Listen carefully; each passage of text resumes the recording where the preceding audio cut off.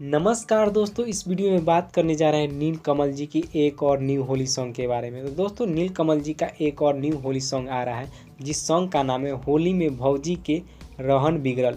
होली में भौजी के रहन बिगड़ल। तो दोस्तों, इस सॉन्ग को 5 मार्च सुबह के 6:30 बजे RDS भोजपुरी यूट्यूब चैनल से रिलीज़ किया जा रहा है।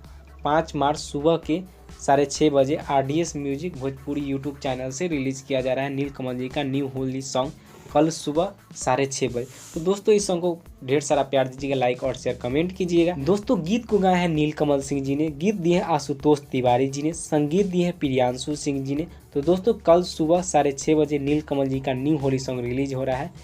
तो दोस्तों, इसे ढेर सारा प्यार दीजिएगा, लाइक और शेयर कमेंट कीजिएगा। भोजपुरी के ऐसे ही खबर जानने के लिए हमारे चैनल को सब्सक्राइब करें।